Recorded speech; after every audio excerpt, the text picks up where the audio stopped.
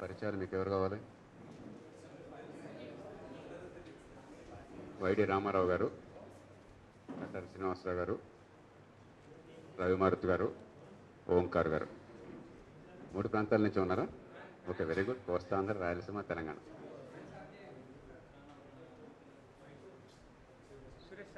మిత్రులారా, ఈవేళ పార్టీలో కొంత ప్రాథమిక సమీక్ష జరుగుతున్నది. ఈ సమీక్ష కొనసాగుతుంది. జాతీయ స్థాయి వరకు మొన్న వచ్చిన ఎన్నికల ఫలితాలు చాలా కాలం తర్వాత ఈ దేశానికి ఒక సుస్థిరమైన ప్రభుత్వాన్ని ఇచ్చే దిశగా నడిచినాయి. 84 తర్వాత 30 ఏళ్ల తర్వాత మళ్ళీ ఒక పార్టీకి స్పష్టమైనటువంటి మెజారిటీ. అదే సమయంలో వాళ్ళు ఏదో భయంకరంగా చేస్తారని చెప్పి మనకు అవకాశం లేకుండా రాజ్యసభలో ఇతర పార్టీల ఆధారపడాలి, సంయమనాన్ని పాటించాలి, అన్ని పార్టీలని, దేశం అన్ని వర్గాలని కూడా కూడగట్టుకుపోవాలి. ఈవేళ దేశం ఉన్న ఆర్థిక స్థితిలో తాత్కాలికమైన తాయిలాలు ఇవ్వకుండా, కులం మతం పేరుతో సమాజాన్ని చీల్చకుండా, ఉపాధి కల్పన, ఆర్థిక అభివృద్ధి నినాదాలుగా ఓ పార్టీ ముందుకొచ్చింది. ఓ నాయకుడిగా నరేంద్ర మోదీ ముందుకొచ్చారు. దాన్ని గమనించి ప్రజలు దీన్ని ఒక పాజిటివ్ తీర్పుగా, అంటే మేము దేశం నడుస్తున్న తీరు మారాలను కోరుకుంటున్నాం, తాత్కాలికమైన తాయిలాలు కోరడం లేదు, ఆర్థిక వ్యవస్థను పూర్తిగా మార్చాలి, ఉపాధి కల్పన చుట్టూ తిప్పాలని కోరుకుంటున్నాం అని చెప్పని సంకేతాన్ని ఇచ్చారని మేము భావిస్తున్నాం. లోక్సత్తా పదే పదే చెప్తుంది గత కొద్ది నెలలుగా, ఈవేళ కాదు. ఏడాదికి 1.5 ఉద్యోగాలను మనం సృష్టించుకోకపోతే, ముఖ్యంగా మ్యానుఫ్యాక్చరింగ్ రంగంలో, ఈ దేశానికి భవిష్యత్తు లేకుండా పోయే ప్రమాదం ఉన్నది. ఎందుకంటే సంవత్సరానికి సుమారుగా 1.5 మందికి పైగా 18 ఏళ్ళో, 20 ఏళ్ళో, 22 ఏళ్ళో దాటి చదువు పూర్తి చేసుకుని ఉద్యోగాల వేటలో ఉద్యోగాలను వెతుకుతూ వచ్చేవాళ్ళు ఈ దేశంలో ప్రతి ఏడాది కొత్తగా 1.5 మందికి పైన ఉన్నారు. వారిలో కనీసం 1,20,00,000 మందికి ప్రధానంగా మ్యానుఫ్యాక్చరింగ్ రంగంలో పనికొచ్చే ఉపాధి లభించకపోయినట్టయితే, వీరందరికీ నెల ఏదో ఇస్తాము, లేకపోతే ఉపాధి హామీ చట్టం పేరుతో గుంతలు తవ్వి గోతులు పూడ్చే పని చేస్తామంటే దానికి ప్రజలు ఒప్పుకోవట్లా. దానికి ప్రజలు ఒప్పుకుంటే గ్రామ ప్రాంతాల నుంచి పట్టణాలకి కోట్లాది మంది యువత తరలిరారు. అది కాదు 21వ శతాబ్దంలో ప్రజలు కోరుకునేది మంచి ఉపాధి. ఆ ఉపాధి ఊరికే రాదు. గవర్నమెంట్ ఏదో పనికిరాని ఉద్యోగాల్లో పెట్టి పూర్వకాలం అటెండర్లని, మెసెంజర్ బాయ్స్ని పెట్టి ఉద్యోగాలు జీతాలు ఇచ్చేవాళ్ళం. అది కాదుగా ఉపాధి అంటే. ఉత్పత్తి చేయాలి. ఉత్పత్తి కావాలంటే పరిశ్రమలు కావాలి. పరిశ్రమలు కావాలంటే మౌలిక సదుపాయాలు కావాలి, పెట్టుబడులు కావాలి, టెక్నాలజీ కావాలి, నైపుణ్యం కావాలి, విద్యుత్తు కావాలి, పెట్టుబడిని ప్రోత్సహించే వాతావరణం కావాలి, లంచాలు లేకుండా ఉండాలి, క్రోనీ క్యాపిటలిజం లేకుండా ఉండాలి. ఇవాళ ఈ దేశంలో అన్ని చెడు సాంప్రదాయాలు వచ్చినాయి కాబట్టి పరిశ్రమలు లేకుండా పోయినాయి. గత 10-15 ఏళ్లుగా మ్యానుఫ్యాక్చరింగ్లో పనిచేసే వాళ్ళ సంఖ్య తగ్గింది. కొన్ని రంగాల్లో, ఆటోమొబైల్ రంగంలో ఉదాహరణకి మ్యానుఫ్యాక్చరింగ్లో కొంతమంది పెరిగిన ఈ మధ్యకాలంలో బాగా కార్ల సెక్టర్ వచ్చింది, ఇప్పుడు కొంచెం తగ్గుముఖం పట్టినా కూడా. దానిలో కూడా కాంట్రాక్ట్ వర్కర్స్ పెరిగారు కానీ రెగ్యులర్ వేజ్ వర్కర్స్ పెరగల. ఈ మొత్తాన్ని మౌలికంగా మార్చాలని చెప్పంటే ఈవేళ దేశ ఆర్థిక వ్యవస్థని, రాజకీయ వ్యవస్థని సమూలంగా మార్చేటువంటి నైపుణ్యము, సంకల్పము, చిత్తశుద్ధి, నిజాయితీ ఉన్న ప్రభుత్వం కావాలి. ఆ ప్రభుత్వానికి అవకాశం రావాలి. ఈవేళ ప్రజలు అవకాశాన్ని ఇచ్చారు. నరేంద్ర మోదీ గారు పదే పదే తమ ప్రసంగాల్లో కానీ, ఆయన మాటల్లో కానీ, వారి ఎజెండాలో కానీ ఈ సంకల్పాన్ని ఆయన చూపెట్టారు. కానీ ఈవేళ చేతల్లో చూపెట్టే సమయం వచ్చింది. ఇప్పటిదాకా ప్రజలు మాకు మద్దతు ఇవ్వలేదు, ప్రజలు మాకు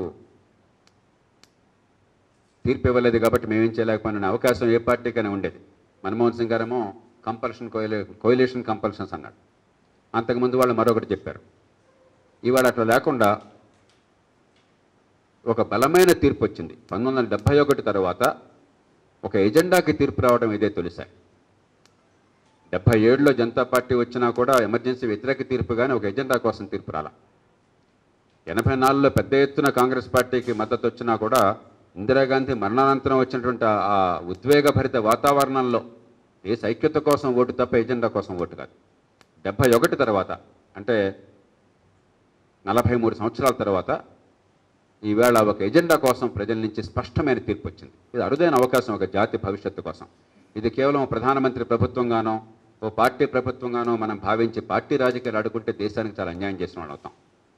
ఇది దేశ భవిష్యత్తుని తీర్చిదిద్దే అరుదైన అవకాశం, ఒక మహత్తరమైన అవకాశం, ఆర్థికంగా రాజకీయంగా కూడా. ముఖ్యంగా యువతరం దాదాపు దేశం మొత్తంలో 12 కోట్ల మంది పైచలకు యువతరం అన్నారు. తొలిసారి ఓటు వేసేవాళ్ళు. ఓటర్ల మొత్తంలో సగం మంది యువత ఉన్నారు. వాళ్ళంతా కూడా చాలా వేగంగా దేశంలో మార్పులు కావాలని కోరుకుంటున్నారు. వారంతా ఇచ్చిన మద్దతు వలనే ఈవేళ కులాలు, మతాలు, ప్రాంతాలు, ఆ మాటకొస్తే పార్టీలకు అతీతంగా ఈ రకమైనటువంటి తీర్పు అనూహ్యంగా వచ్చింది. దీన్ని సద్వినియోగం చేసుకోవటం ఇవాళ దేశానికి చాలా అవసరం. నేను ఎప్పుడు కూడా చాలా ఆశావాదిని, దేశంలో అందరికీ తెలుసు. ఇవాళ ఉదయం కూడా 88 ఏళ్ల పెద్ద ఆయన వచ్చి ఖచ్చితంగా దేశంలో మంచి జరుగుతున్నది, మీరు ఆందోళన పడుతుందని చెప్తుంటే ఆయన మీరు ఎప్పుడు ఆశావాదేనండి, మీకు ఇంత ఆశ ఎట్లా ఉంటుంది అంటాడు ఆయన. నేను ఎప్పుడు ఆశావాదిని, ఎందుకంటే తరాలు మారుతున్న కొద్దీ పరిస్థితులు బాగుపడతాయి. ఒక్క రోజున కనిపించకపోవచ్చు. మనకు తెలియకుండానే ప్రతి తరంలో కూడా కొత్త భావాలు, కొత్త టెక్నాలజీ, కొత్త ఆర్థిక వ్యవస్థ, కొన్ని గతంలో నేర్చుకున్న పాఠాలు, అనుభవాల నుంచి వచ్చినటువంటి పరిణతి, ఇవన్నీ కూడా సమాజాన్ని చాలా పెద్ద ఎత్తున మారుస్తాయి. కాబట్టి రోజు రోజు కనిపించకపోవచ్చు. అది కొన్ని సందర్భాలు నిరాశ ఎదురవ్వచ్చు. ఇది అరుదైనటువంటి అవకాశం. ఈ యువత మార్పును కోరుకుంటోంది, దాన్ని ఆహ్వానిస్తున్నది. కాబట్టి ధైర్యంగా అడుగు వేయాలి. ప్రధానమంత్రిగా మోదీ గారు కూర్చున్న మాత్రం చేత మార్పు వస్తుంది అనుకుంటే పొరపాటు. ఓ కొత్త ప్రభుత్వం, కొత్త మంత్రులతో, కొత్త ఎంపీలతో వచ్చిన మాత్రం చేత మార్పు వస్తుంది అనుకుంటే పొరపాటు. మార్పు తీసుకొచ్చే అవకాశం వచ్చింది. మార్పుని తెచ్చేటువంటి సాహసం కావాలి, సంకల్పం కావాలి, నైపుణ్యం కావాలి. ఆ మూడు కొరవన్నట్టయితే ఈ జాతి చాలా తీవ్రంగా నష్టపోతుంది.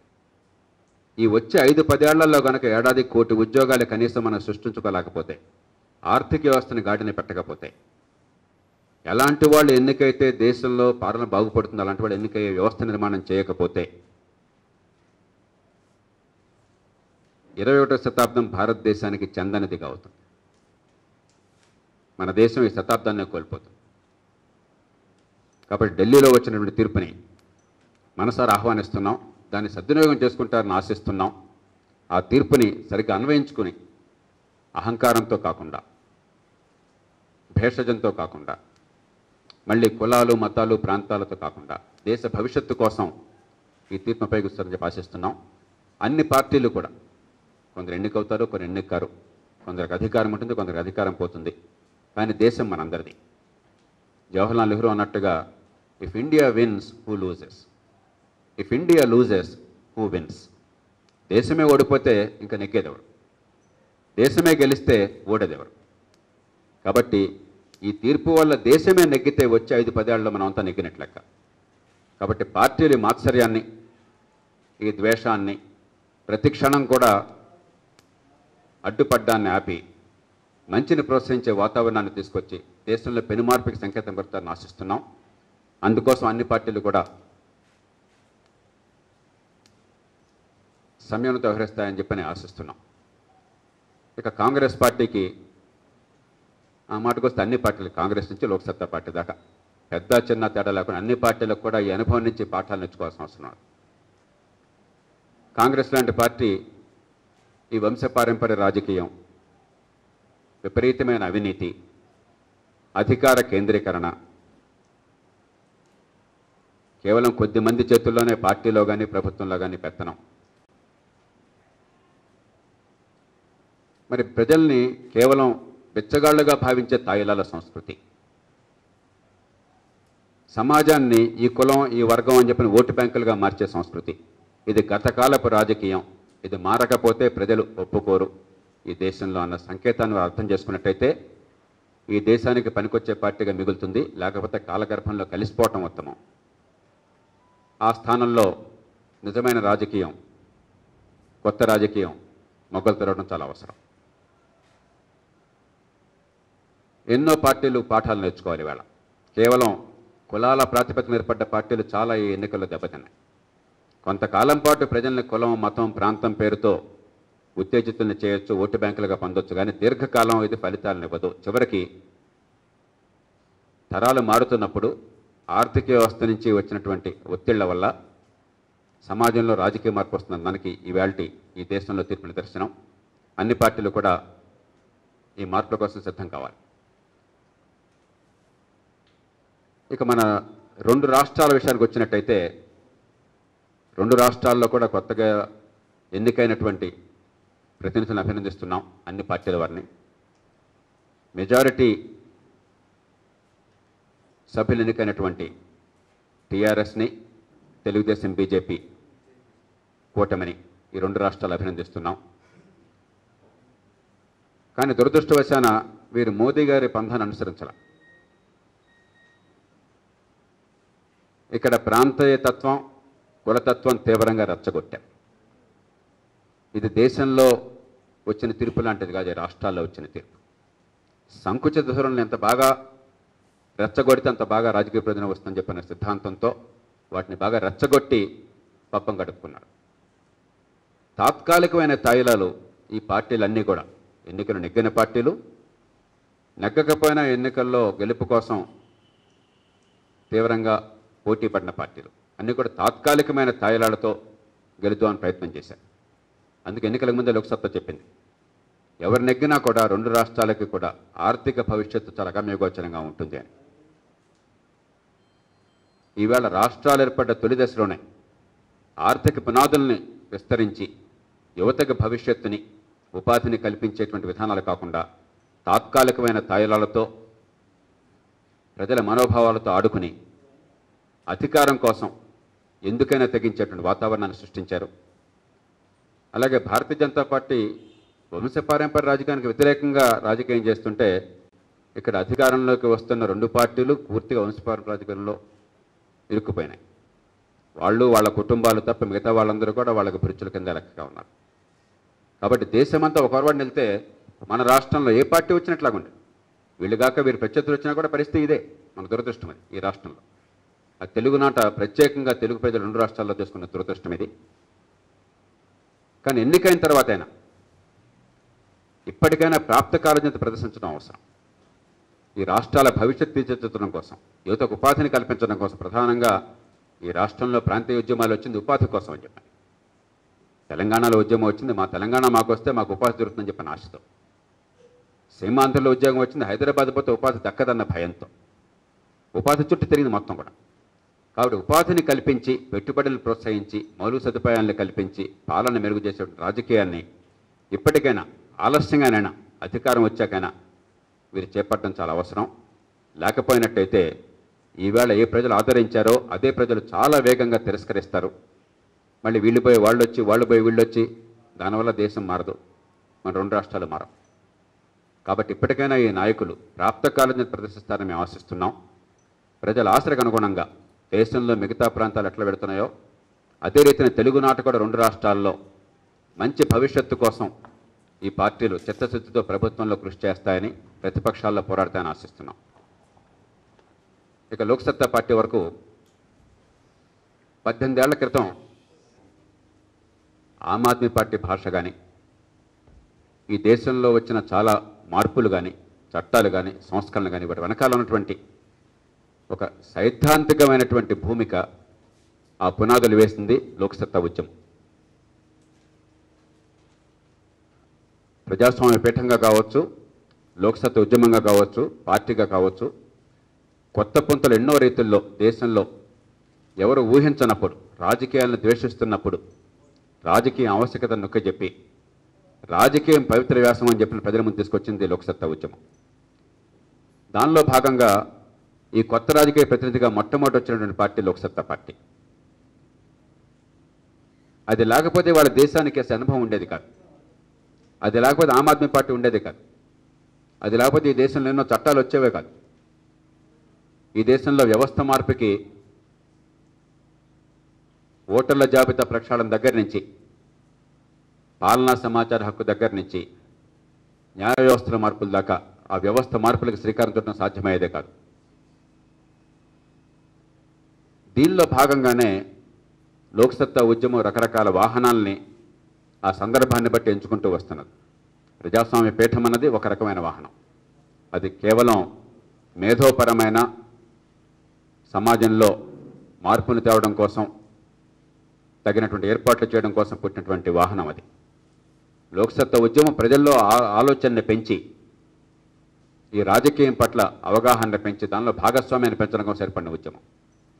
లోక్సత్తా పార్టీ ప్రత్యక్ష రాజకీయాల్లో ఓట్ల కోసం పోటీ పడేటువంటి రాజకీయ పార్టీ.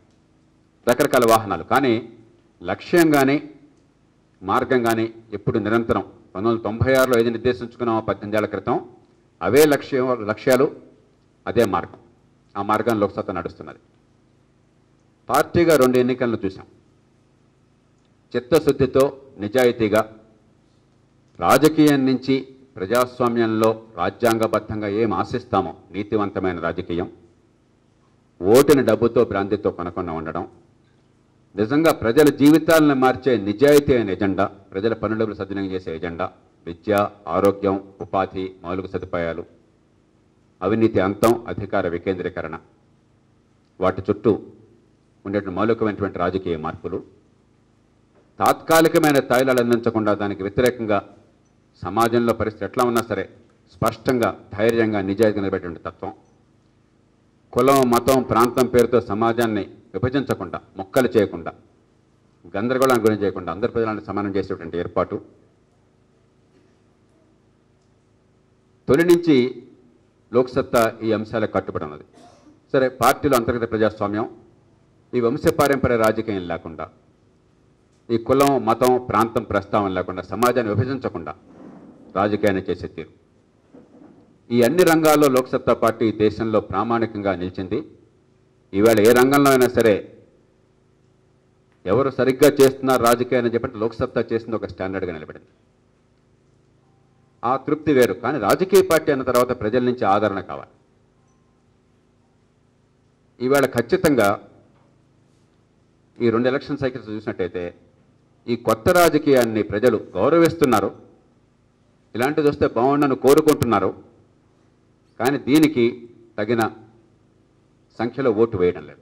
దానిలో ఏమాత్రం దాని కారణం ఏదైనా కావచ్చు, ఎన్నికల వ్యవస్థ కావచ్చు, డబ్బు ప్రలోభాలు కావచ్చు, తాత్కాలికమైనటువంటి ఉద్వేగాలు కావచ్చు, ఎవరో గెలిచిపోతారేమో అన్న భయంతో టాక్టికల్ ఓటింగ్ కావచ్చు, రకరకాల కారణాలు కావచ్చు. కారణాలు ఏమైనా కూడా రాజకీయం వేరు, మిగతా రంగాలు వేరు. ఎన్నికల రాజకీయం అన్నది ఆ ఎన్నికల రాజకీయంలో ఉన్న వ్యక్తుల ప్రతిభా పాఠవాల మీద మాత్రమే ఆధారపడి ఉండదు. మీరు ఐన్స్టైన్ అయినట్టయితే, మీరు ఒక ఒలింపిక్ క్రీడాకారుడు అయినట్టయితే, మీరు గొప్ప చిత్రకారుడు అయినట్టయితే, గొప్ప రచయిత అయినట్టయితే అది మీ ప్రతిభ. కానీ ఒక రాజకీయ పార్టీ పెరగాల్సింది ఆ సమాజం నుంచి వచ్చే వనరులతో. రాజకీయానికి కావాల్సిన ఆర్థిక వనరులు కావాలి, నాయకత్వ వనరులు కావాలి, 10,000 మంది కార్యకర్తలు దీర్ఘకాలం చిత్తశుద్ధితో, లాభాపేక్ష లేకుండా, అవినీతి లేకుండా పనిచేయడానికి సిద్ధపడేవాళ్ళు కావాలి. పత్రికల నుంచి ఈ కొత్త రాజకీయాన్ని, దేశాన్ని మార్చడం కోసం మేమంతా కంకణం కట్టున్నాం అన్నది అప్పుడప్పుడు మాటల రూపంలో కాకుండా చేతల్లో ప్రదర్శితం కావాలి. ఈ దేశంలో మార్పుకి మేము కూడా భాగస్వాములం అన్నటువంటి ఆ భావం వారి చేతల్లో నిరంతరం వ్యక్తం కావాలి. ప్రజల నుంచి ఓటు రావాలి. ఇవి లేకుంటే ఇదేదో కేవలం రాజకీయాన్ని మార్చాలని కంకణం కట్టున్నారు కాబట్టి వారి సొంత ప్రైవేట్ వ్యవహారం కాదు. ఇది ఏ ఒక్క వ్యక్తి ప్రైవేట్ వ్యవహారం కాదు, ఇది జాతి వ్యవహారం, ఈ దేశం వ్యవహారం. ఈ నేపథ్యంలో లోక్సత్తా సమీక్షకు పూనుకున్నది. చాలా లోతైన సమీక్ష చేయాలని సంకల్పించాం. అలాగే సమాజంతో కూడా కూర్చోవాలి. ఇది కేవలం అంతర్గత వ్యవహారం కాదు, ఇది సమాజం వ్యవహారం. ఏదో మనం గెలవటం, మనం ఓడడం మన సొంత విషయం అయినట్టయితే అది మన ఇష్టం, మన కోసం ఇది. కానీ ఈ దేశంలో రాజకీయం మారడం కోసం ఒక వేదికగా దీన్ని ఎంచుకున్నప్పుడు, పరిపాలన మారడం కోసం వేదికగా ఎంచుకున్నప్పుడు, ప్రతి బిడ్డకి ఎదిగే అవకాశాలు రావాలి, అందుకు వేదికగా కావాలనుకున్నప్పుడు, కుల వివక్ష పోవాలి, సమాజంలో కులం, మతం, ప్రాంతం బిడ్డ భవిష్యత్తుని శాసించుకోదని కోరుకున్నప్పుడు, నివారించదగ్గ బాధలకు ఎవరు గురి కాకూడదు అనుకున్నప్పుడు, నిజమైన ప్రజాస్వామ్యం రావాలని కోరుకున్నప్పుడు అది సమాజం ఆస్తి.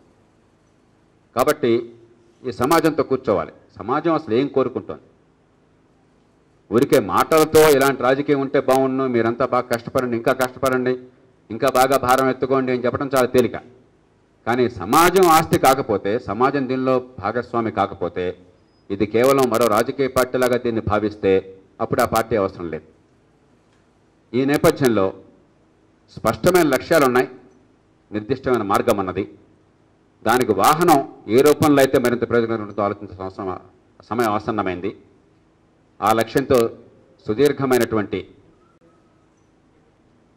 ఒక అంతర్మథనం కావాలి, సమాజంతో చర్చ కావాలి, సమీక్ష కావాలి. ఆ సమీక్షకు ఏర్పాటు జరుగుతున్నాయి. వచ్చే నెల రోజులు బహుశా తెలుగునాట 2 రాష్ట్రాల్లోనూ అలాగే దేశంలో ఇతర ప్రాంతాల్లో కూడా చాలా లోతైనటువంటి చర్చ కోసం పిలుపునిస్తున్నాం. ఇంగ్లీష్లో ఒక సామెత ఉన్నది, సక్సెస్ హస్ మెనీ ఫాదర్స్. విజయానికి చాలామంది తండ్రులు ఉంటారు, అపజయం అనాథ. కాబట్టి I take full responsibility for the failure of Loksatta party electorally. ఎన్నికల్లో వైఫల్యాలకి పూర్తి బాధ్యతని పార్టీ వ్యవస్థాపకుడిగా, అధ్యక్షుడిగా నేను తీసుకుంటున్నాను. ఇప్పుడు ఏ రకంగా దీన్ని రూపొందించుకోవాలి, ఇవాళ సమాజం ఏం కోరుతోంది, ఏ రీతిన ఈ ఉద్యమాన్ని, పార్టీని తీసుకెళ్ళాలని చెప్పన్నది అటు సమాజము, ఇటు ఇప్పటిదాకా దీనికోసం సమయం ఇచ్చి దేశం లోపల, దేశం బయట, వివిధ రాష్ట్రాల్లో 10,000 మంది అపారమైనటువంటి సమయాన్ని, వనరుల్ని లెక్కకు మించిన త్యాగాలు చేసి వెచ్చిస్తున్నారు. ఏదో అధికారం వచ్చి బాగుందామని కాదు, సంపాదిద్దామని కాదు, ఈ దేశాన్ని మార్చుకుందామని చెప్పాను. వారందరినీ మనసారా అభినందిస్తూ, ఇప్పుడు మన శక్తి సామర్థ్యాలు సద్వినియోగం చేయడం కోసం సరైన వాహనం, సరైన మార్గాన్ని ఎంచుకోవడం అవసరం, ప్రజలతో కూర్చోవడం అవసరం, దీన్ని తర్వాత తీసుకెళ్ళడం అవసరం చెప్పి భావిస్తున్నాం. అందుకని రాష్ట్ర వ్యాప్తంగా 2 రాష్ట్రాల్లో కూడా ఈ చర్చ చేపట్టమని కోరడం జరిగింది. దానికి ఈవేళ రేపట్లో ఏ రకంగా ఆ చర్చ, ఆ సమీక్ష ఉంటాయని చెప్పన్నది పార్టీ రాష్ట్ర నాయకత్వాలు కూర్చొని ఏర్పాట్లు చేస్తున్నాయి. అలాగే జాతీయ స్థాయిలో వచ్చే నెల 14-15 తేదీన ఈ లోపల కొంత సమీక్షకు అవకాశం ఉంటుంది. కూర్చుని పార్టీ భవిష్యత్తు కార్యక్రమాలు ఎట్లా ఉండాలి, ఏం చేయాలని నిర్ణయించడం కోసం చెప్పని ఓ సమావేశం పెట్టమని కోరడం జరిగింది. నేను ఆ సమావేశంలో ఏ రకమైనటువంటి రీతిన ఈ దేశంలో లోక్సత్తా ఏ లక్ష్యాల కోసం నడుం కట్టిందో వాటిని సాధించడం కోసం ప్రయత్నం చేయగలమని చెప్పని ఆ నిర్ణయం తీసుకోవడం జరుగుతుంది. మేమెవరూ రాజకీయం నుంచి పారిపోవటం లేదు, నేను కానీ నా సహచరులు కానీ. కానీ ఆ సందర్భాన్ని బట్టి వాహనాన్ని మనం ఏ రకంగా ఉపయోగించుకోవాలి. ఒకవేళ ప్రస్తుతానికి ఎన్నికల రాజకీయం వల్ల పెద్ద ఉపయోగం లేదనుకుంటే ప్రత్యామ్నాయం ఇంకేమైనా చేద్దామా, ఇంకో రీతిని చేద్దామా, ఈ ఆలోచనలు చేయకుండా ఎన్నికల్లో ఫలితాలతో, ప్రజలిచ్చే తీర్పుతో సంబంధం లేకుండా లక్ష్యాలు మారవు. కానీ మన మార్గాలను మనం మార్చుకోకపోతే, నిజాయితీ అయిన మార్గంలోనే మన పద్ధతులను మార్చుకోకపోయినట్టయితే అప్పుడు పరిణతి ఉండదు పార్టీ, ఓ ప్రజాస్వామ్య ఉద్యమానికి. ఆ ఉద్దేశంతో ఈ సమీక్ష చేపట్టడం జరుగుతుంది. నేను సమాజంలో అన్ని వర్గాలను కోరుతున్నాం, అవినీతి పోవాలి, మంచి రాజకీయం రావాలి, వంశపారంపర్యం పోవాలి, కులం, మతం, ప్రాంతం పోవాలి, తాత్కాలికమైన తాయిలాలు పోవాలి, ఆర్థికాభివృద్ధి జరగాలి, అధికారం జనం చేతకు చెందాలి, విద్య ఆరోగ్యం పెరగాలి, అందరికీ సంపద పెరగాలి, ఆత్మగౌరవం పెరగాలి, అందరూ కోరుకుంటారు మదర్హుడ్ యాపిల్ పేలాగా. కానీ దానికోసం తగిన రాజకీయాన్ని ఏర్పాటు చేసుకోవడం కోసం భాగస్వాములం కాకుండా, మనం చేసే రాజకీయం, వేసే ఓటు డబ్బుకి, బ్రాందీకి, కులానికి, మతానికి, తాత్కాలికమైన భావోద్వేగాలకి, కానీ మనం కోరుకునే ఫలితాలు మాత్రం రేపొద్దున గొప్ప భవిష్యత్తుకి, ఉదాత్తమైన ప్రజాస్వామ్యానికి, మానవ విలువలకి, రాజ్యాంగానికి అంటే మనం పౌరులంగా చేసే చర్యలకి, మనం కోరే కోరికలకి మధ్య పొంతనలేదు. విష బీజాల నుంచి అమృత ఫలాలు రావు.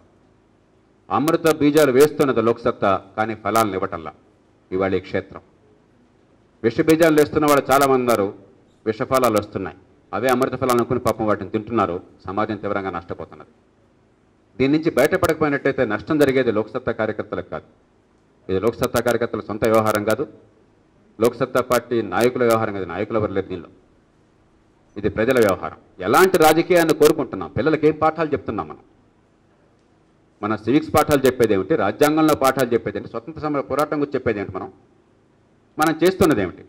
పౌరుల దగ్గర నుంచి నాయకులు అనే వాళ్ళ దాకా మనం చేస్తున్నది ఏమిటి? ప్రభుత్వాలు చేస్తున్నది ఏమిటి? మనం ఏం కోరుకుంటున్నాం? ఈ చర్చ సమాజం నుంచి రావాలి. అలా కాకుండా ఎన్నికల టైంలో మాత్రం ఇష్టం వచ్చినట్టు చేసి మిగతా టైంలో తీరిగ్గా తిట్టుకోవడం అని చెప్పినటువంటి ఈ దుస్సంస్కృతి పోవాలి. రాజకీయం మీరు సృష్టించుకున్నదే. ఈ సమాజానికి సవాల్ విసురుతున్నాం. ఈ రాజకీయాన్ని మీరు సృష్టించారు. మీ అనుమతి లేకుండా ఒక్కళ్ళు ఎమ్మెల్యే కాల, ఒక్కళ్ళు ఎంపీ కాల, ఒక్కళ్ళు అధికారంలోకి రారు. మీ అనుమతితో వచ్చిన వాళ్ళే. ఒకవేళ డబ్బులు ఇచ్చినా కూడా మీ అనుమతితో వేసిందే కానీ బలవంతంగా ఓటు వేయించుకోవాలి. బ్రాందీ పంచినా కూడా మీరు కావాలని ఓటేసారు కాబట్టి వాళ్ళు మత్తు మందులో ఓటు వేయించుకోవాలి. వాళ్ళు తాయిలాలు ఇచ్చి భ్రమ పెట్టినా కూడా మీరు కావాలని వేశారు కానీ వాళ్ళేమి మీకు తుపాకీ పెట్టాల. మన అనుమతి లేకుండా ఒక ప్రభుత్వం రాదు, ఒక ప్రతినిధి ఎన్నికాడు. అందరి ప్రతినిధులు తిడుతున్నాం, అన్ని ప్రభుత్వాలను తిడుతున్నాం, కానీ వాళ్ళని ఎన్నుకుంటున్నాం. ఇదే రీతిని ఎన్నుకుంటున్నాం, ఇలాంటి వాళ్ళని ఎన్నుకుంటున్నాం. ఈ అంతర్మథనం కేవలం పార్టీలకు మాత్రమే కాదు, సమాజానికి కూడా కావాలి. ప్రజాస్వామ్య పరిణితి కేవలం పార్టీల వల్ల మాత్రమే రాదు.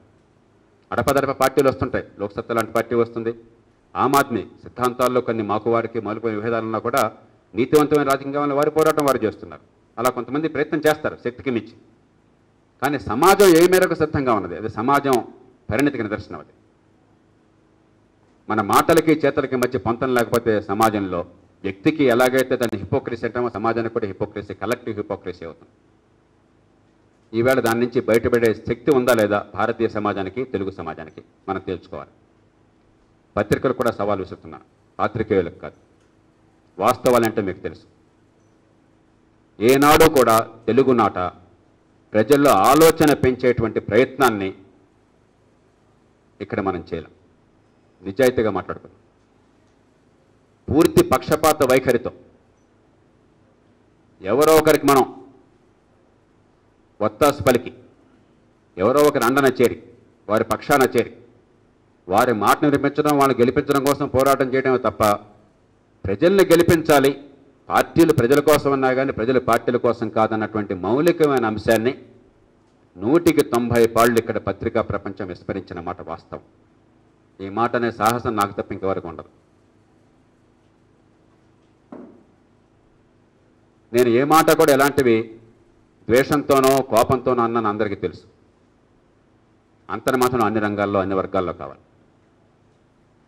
నేను చేసే పని నేను ఇట్లాగా చేస్తాను, మీరు మాత్రం వేరే రకంగా చేయండి, సమాజం మొత్తం మారిపోవాలా, భారతదేశం అద్భుతంగా ఉండాలి, నా పిల్లలు బాగుపడాలనేది ఇది చాలా అమాయకమైనటువంటి ఆలోచన.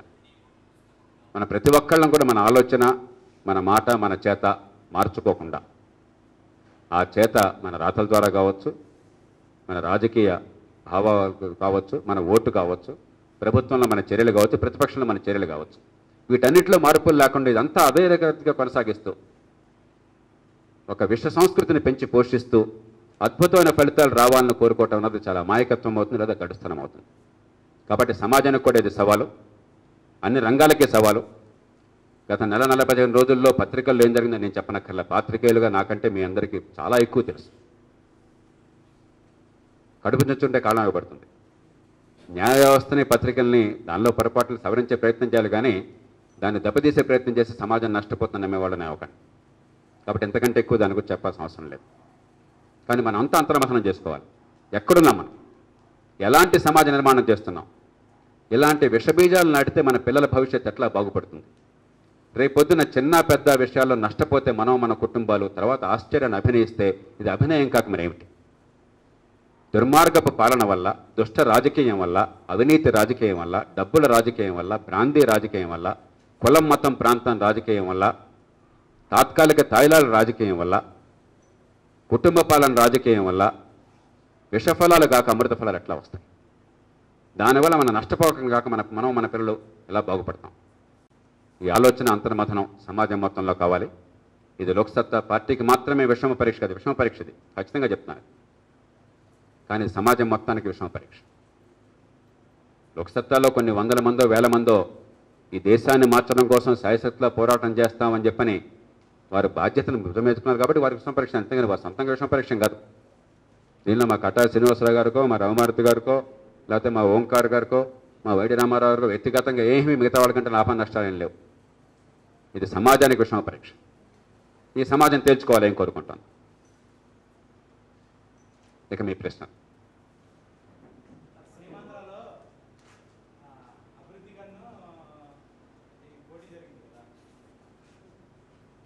దేనికి దేనికి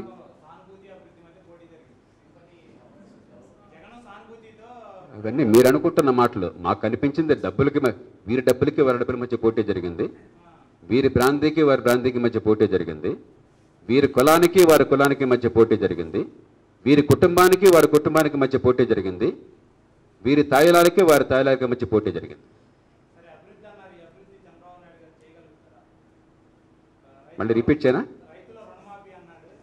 చేయనా మళ్ళీ?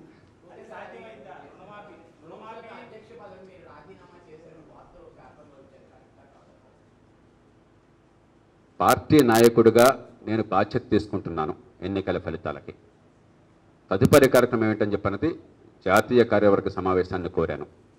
ఈ లోపల రాష్ట్రంలో, సమాజం మొత్తంలో, దేశంలో సమీక్ష కావాలని కోరాను. ఇవన్నీ పరిశీలించే నిర్ణయం జరుగుతుంది. లోక్సత్తాలో ఏ పదవులు ఎవరున్నారన్నది ముఖ్యం కానే కదా, ఏనాడు మనం దాని గురించి పట్టించుకోలేం.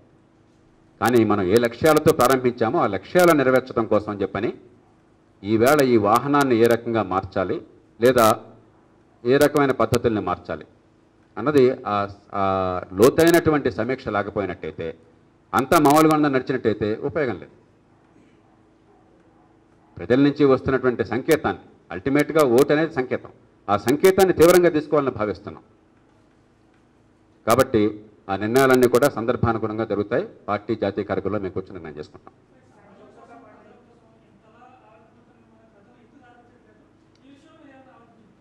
ఇప్పుడు ప్రజాస్వామ్యంలో ఇందాక చెప్పాను, మొదట చెప్పాను నేను, నా అంత ఆశావాది మరొక లేడని చెప్పాను. ఒక తరం కాలం తర్వాత చాలా అలవోకగా కనిపించిన ఆ రోజు చాలా అసాధ్యంగా అనిపిస్తాయి. చిన్నదిగానే పెద్దగానే మానవ సమాజం కొంచెం కొంచెం ఆంథ్రపాలజీకి వెళ్ళాలి, హిస్టరీకి వెళ్ళాలి. ఏమైనా 18 ఏళ్లే కదా, మీరందరూ కుర్రాళ్ళు కాబట్టి 18 ఏళ్ళు ఎక్కువ అనిపిస్తుంది. ఒక జాతి జీవితానికి 18 ఏళ్ళు ఎక్కువ కాదు. పూర్తిగానే మనుషులు పెద్ద మిగతా జీవరాశుల కంటే గొప్పవాళ్ళేం కాదు. మనిషికున్నదాలు ఏంటంటే సామూహికంగా తరతరాలుగా ముందు వాళ్ళ అనుభవం నుంచి నేర్చుకునే వినూత్నమైన శక్తి ఉన్నది. మనిషికి మాత్రమే ఉన్న శక్తి, కానీ అది రోజు ఉండదు. ఉదాహరణకి మీ తండ్రులు తల్లుల కాలంలో వాళ్ళు వాళ్ళ తల్లిదండ్రుల దగ్గరికి పోయి కులాంతర వివాహం చేసుకుంటామని చెప్పంటే 199 ఏళ్లల్లో మేము ఉరేసుకుంటాం, మమ్మల్ని చంపేయి కాల్చేని. ఈవేళ మీరు మీ పిల్లల దగ్గర, మీ తమ్ముళ్ళు మీ దగ్గరికి వస్తే ఆ రకంగా 170 కేసుల్లో ఓకే తమ్ముడు, కాకపోతే కొంచెం అమ్మాయి సరిగ్గా చూసుకో, అమ్మాయి అయితే చూడనా, అబ్బాయి బాధ్యత ఉందో చూసుకో, కానీ ఓకేలే అని తప్ప మీరు అంత తీవ్రంగా పూర్తిగా మీకు ఇష్టం ఉండకపోవచ్చు. కానీ ఒక తరం అయ్యేసరికి మారింది. ఈ మార్పు ఒక్కరోజు కనిపించదు నీకు ఎప్పుడు కూడా సమాజంలో. కాబట్టి యాటిట్యూడ్స్, రాజకీయ ధోరణులు ఈ కులానికి అతీతంగా, డబ్బుకు అతీతంగా, ఇది నా జీవితాన్ని గురించి కానీ పోటీ చేసేవాడిని గుర్తుందనే భావన వినడానికి చాలా సింపుల్గా ఉంటుంది, కానీ ఇవి ప్రజలకు అర్థం కావడం కోసం చాలా కాంప్లికేట్. ఆఫ్టర్ స్వతంత్ర పోరాటం అన్నది ఏమిటంటే దానిలో 90 ఏళ్ళు చేసిన పోరాటం ఏం పొడి చేశారు వాళ్ళు? అరే తెల్లవాడవడయ్యా మన దేశానికి వచ్చి పాలించడం కానీ సింపుల్ ఐటమ్ అంతే కదా. దానిలో ఏముంటుంది కాంప్లెక్సిటీ? ఎన్నేళ్ళు పట్టింది? తెల్లవాడవడం మన దేశానికి వచ్చి మన పాలించడం కన్నా ఒక చిన్న అంశం 90 ఏళ్ళు పట్టింది. ఈవేళ అంత హాస్యాస్పదంగా అనిపిస్తుంది అది. ఇది చెప్పాల్సిన విషయం అసలు.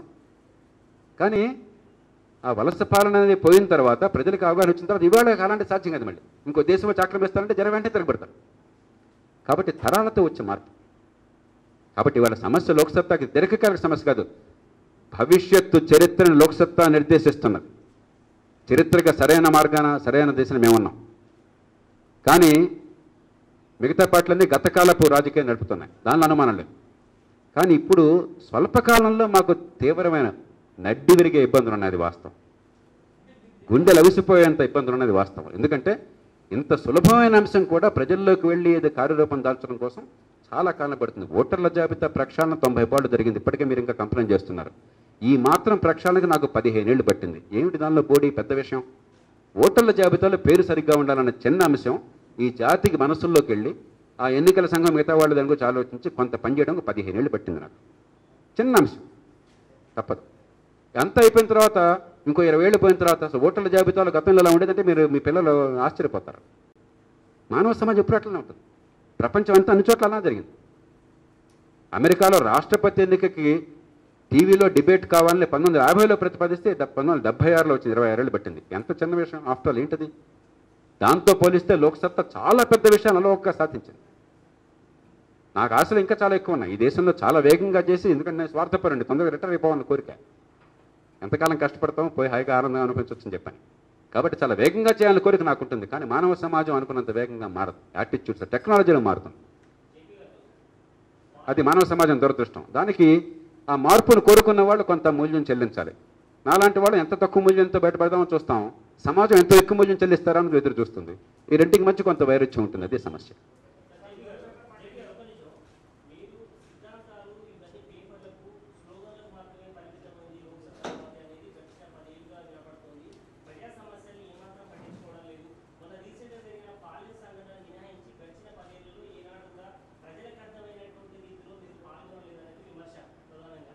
సరే, ప్రజలకు ఓటు డబ్బులతో కొనటం అర్థమవుతుంది అని మీరు అనుకుంటే, కులం మతం ప్రాంతం తప్ప ఏం అర్థం కాదు అనుకుంటే, లేదంటే ఈ నాయకుల కొడుకులకి కూతురు నినాదాలు పడ్డమే అర్థమవుతుంది అనుకున్నట్టయితే మీరు చెప్పిన విమర్శ అంగీకరిస్తాం. కానీ పూర్తిగా నిర్హేతుకైన విమర్శ. ఈవేళ తెలుగునాట రైతులకి, వరి రైతులకు రేట్లు నిలబడ్డాయంటే లోక్సత్తా చేసిన పోరాటం విజయం సాధించింది అనమాట. ఒక్క పార్టీ ఈవేళ అధికారంలోకి వచ్చినాడు, ప్రతిపక్షం ఉన్నాడు, కానీ ఒక్క పార్టీ రైతుల రేట్ల కోసం మేము పోరాటం సాధించి విజయం సాధించామని ఒక్కళ్ళని చెప్పను. ఈవేళ దేశంలో 2 కోట్ల టన్నుల ఆహార ధాన్యాలు ఎగుమతి అయ్యి, గోధుమ కానీ వరి కానీ దేశవ్యాప్తంగా రైతులకు రేట్లు పూర్వంతో పోలిస్తే మెరుగ్గా ఉన్నాయంటే అది లోక్సత్తా చేసిన పోరాటం వల్ల. మిగతా ఒక్క పార్టీ ప్రతిపాదించి చెప్పనండి కదా కనీసం. ఈవేళ దేశంలో పాలనా సమాచారం ఎక్కువ వచ్చిందని చెప్పంటే రాజస్థాన్లో అరుణ రాయ్, ఇక్కడ లోక్సత్తా మేము చేసిన పోరాటం వల్ల. దాని ఫలితాలు రాలేదని మీరు పాత్రికలుగా చెప్పండి ఈ దేశానికి. ఇవన్నీ అవసరం లేదు దేశాని కోసం, ప్రజల కోసం కాదని చెప్పండి మీరు ఎవరన్నా. ఈవేళ 2G స్పెక్ట్రమ్ లైసెన్సులు క్యాన్సిల్ అయిపోయినా ఈ దేశంలో మళ్ళీ రీఆక్షన్ జరిగింది. సహజ వనరుల వినియోగంలో ఇక నుంచి ఆక్షన్లు అవసరం అవుతున్నాయని చెప్పంటే లోక్సత్తా పోరాటం సాధించి క్యాన్సిల్ చేయించడం వల్ల అది దేశానికి పనికిరాదు, ఈ దేశానికి పనికొచ్చే అంశం కాదు. ఊరికే రోడ్ల మీద అరవటమో రస్తాలోకి వచ్చేయడం దేశానికి పనికొచ్చేదని చెప్పనంటే అది మీ అభిప్రాయం. దానికి కాదని నాకు లేదు. లోక్సత్తా మౌలికమైన మార్పులు తీసుకురావడంలో, పరిష్కారంలో భాగమైంది. ఈవేళ లోక్సత్తా వరబడి, లోక్సత్తా భాష, లోక్సత్తా మార్కు రాజకీయం, లోక్సత్తా మార్కు ఆర్థిక వ్యవస్థ, అవి దేశానికి శిరోధార్యమైనవి. మోదీ గారు మాట్లాడుతున్న ప్రతి మాట కూడా లోక్సత్తా ప్రతిపాదించిన 10 ఏళ్ల క్రితం ప్రతిపాదించిన ఆర్థిక వ్యవస్థ. లైసెన్స్ రాజ్యం స్థానంలో, తైలాల స్థానంలో ఏం చేయాలని చెప్పాను. అది ఇవాళ గెలిచింది. లోక్సత్తా రూపంలో కలగకపోవచ్చు. ఆ భావజాలాన్ని దేశంలో ఉత్పత్తి చేసింది, ప్రజల దగ్గర తీసుకెళ్ళింది, అర్థమయ్యేట్టు చెప్పే ప్రయత్నం చేసింది, పోరాటం సాధించింది ఒక్క లోక్సత్తా మాత్రమే. తాత్కాలిక రాజకీయ ప్రయోజనాల కోసం సాధించకుండా.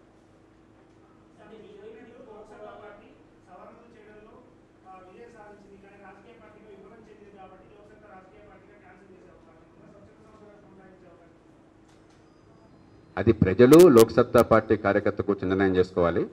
రాజకీయం నుంచి మేము ఎక్కడికి దూరంగా పోవటం లేదు. మౌలిక రాజకీయ ప్రక్షాళన, రాజకీయ సంస్కరణ లోక్సత్తా లక్ష్యం. పాలనా వ్యవస్థ సంస్కరణ లోక్సత్తా లక్ష్యం. పాలన నుంచి ప్రజల పన్నుల డబ్బులకు సరైన ప్రతిఫలం రావడం లోక్సత్తా లక్ష్యం. దానికోసం వివిధ రూపాల లోక్సత్తా నిరంతరం పోరాడుతూనే ఉంటుంది. ఇక తాత్కాలికంగా దేనికి ఎక్కువ ఎంఫసిస్ ఇద్దామన్నది లోక్సత్తాలో లోపల, లోక్సత్తా బయట ప్రజలు కలిసి నిర్ణయం చేసుకోవాలి.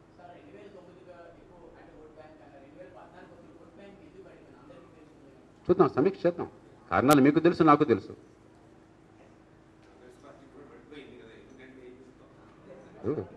కారణాలు రకరకాలు ఉంటాయి. పోలరైజేషన్ కారణం కావచ్చు, భయంతో ఓటు వేయడం కారణం కావచ్చు, వీళ్ళకి ఓటేస్తే మనకు నచ్చని వాళ్ళు ఇంకోటి గెలుస్తారన్న భయం కావచ్చు, లేకపోతే అంతకంటే డబ్బు ప్రభావం పెరగడం కావచ్చు, కులాలు, మతాలు, ప్రాంతాల ప్రభావం మరింత పెరగడం కావచ్చు. కారణాలు ఏమైనా కావచ్చు. కానీ వాస్తవం ఏంటంటే అనుకున్న రీతిన ఒక ఎన్నికల రంగంలో లోక్సత్తాకి ఆదరణ రావటం లేదు. దానిలో అనుమానం లేదు. ఇది లోక్సత్తా ప్రైవేట్ వ్యవహారం కాదు, దానిలో అనుమానం లేదు. ఒక పార్టీ పెరగాలని చెప్పంటే ఇదేదో ప్రైవేట్ కంపెనీలాగా కొంతమంది వేల కోట్ల రూపాయలు పెట్టి రేపొద్దున డబ్బులు సంపాదించుకోవడం కోసం ఇతర పార్టీలు తీరు. లోక్సత్తా తీరు అది కాదు.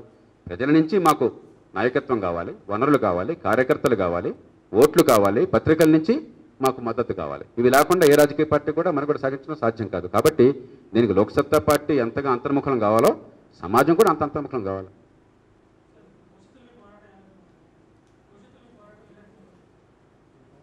లోక్సత్తా ఎప్పుడన్నా పదవులు ఉన్నాయో లేదో అన్న తేడాతో పోరాటం చేసిందా? ఇవాళ ఆదివారం, ఇవాళ ఎన్ని గంటలు మా వాళ్ళు పార్టీ ఆఫీసులోనే కాదు, నేను వెరీ కూర్చున్న ఆఫీస్లో కూర్చుని దేశం కోసం ఎంత పనిచేశానో మీరు మామూలు అడిగితే మీకు తెలుస్తుంది. ఇంతవరకు అధికారంలో లేని వాళ్ళు, ఎన్నికల్లో నెగ్గని వాళ్ళు, ఆ మర్నాడు ఆదివారం 8 గంటలు పనిచేసేవాళ్ళు భారతదేశంలో ఎవరు ఉంటారు. కాబట్టి దేశంలో ఏ లక్ష్యాలు ప్రతిపాదించామో ఆ లక్ష్యాలు శాశ్వతమైనవి, అజరామరమైనటువంటివి. దానికి ఏ మార్గం కావాలో లోక్సత్తాకు అర్థమైనంత అవగాహన కానీ, లేకపోతే లోక్సత్తాకు ఉన్న పరిణతి కానీ దేశంలో ఎవరికి లేదు. కాబట్టి అవగాహనని, ఈ పరిణతిని, ఈ దేశం పట్ల మా నిబద్ధతని నిరంతరం దేశంలో మార్పుల కోసం వినియోగిస్తాం. Thank you.